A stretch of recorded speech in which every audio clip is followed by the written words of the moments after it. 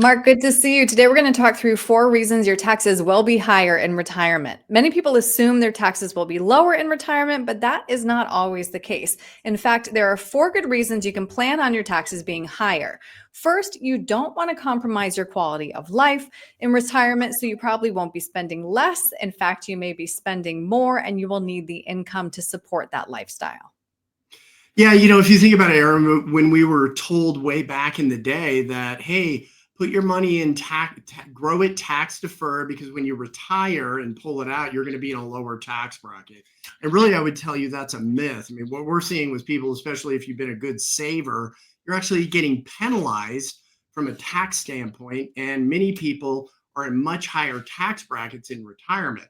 And that's due to the fact of when we get to the point of taking required minimum distributions, that's forced taxation, as well as, yeah, people don't want to compromise and live on a lot less. I mean, they want to go travel, they want to do the things that they want to do for that last stage of their life, which hopefully is the best stage of their life.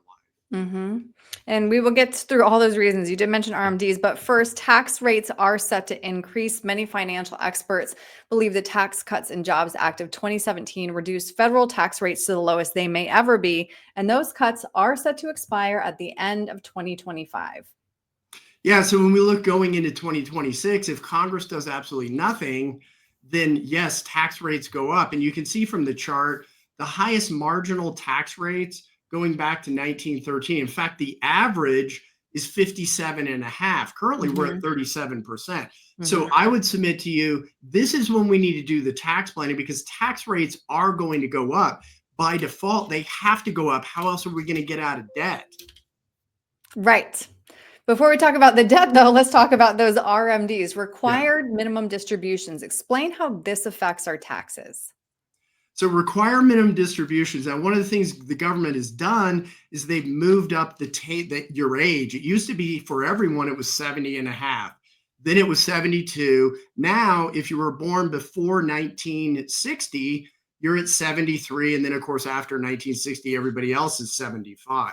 But see, by deferring, that means the government's probably, if the money's growing, they're going to get more income. But this becomes forced taxation because if you don't take out the right amount, then they're going to hit you with up to a 50% penalty. They did relax some of those provisions. But let's say you don't need all that income because, again, if you were a really good saver, you're going to have to take out a heck of a lot more than you need, throwing you into higher tax brackets, which affects the taxation on your Social Security benefits, could affect how much your Medicare Part B premium is.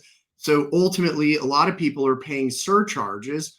They're paying additional premiums to have Medicare Part B. So we Mhm. want to be able to do the tax planning much prior to these RMDs hitting, because that's really where the exposure is, where people are at risk. And by Mhm. default, whether you think it or not, the writing's on the wall. Tax rates are going to go up because ultimately it's the only way out. Right. So then let's hit on our last point here, which was something you also touched on. That is government debt. Take your breath. This is unbelievable. It gives me so much anxiety. Government debt now at $36 trillion. The government has 2 options to make up that deficit: reduce spending or increase revenue, i.e., raise taxes. Yeah. So, and the other option, if you think about it, is print money. But obviously, if they print a lot of money, creating potentially hyperinflation. But at 36 trillion, I mean, this is rapidly going up, and there's no end in sight. So ultimately, to get our hands around this, because we can't just keep spending on the government credit card. We also can't go bankrupt. So we're going to have to raise revenues via taxation and fees. It's the reality.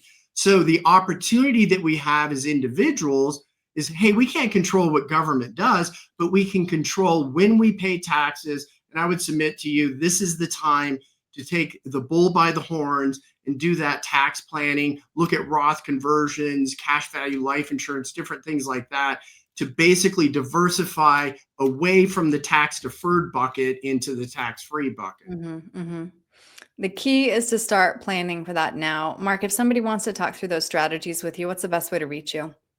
Yeah, so it's real simple. Pick up the phone, give us a call, 303 681 0113.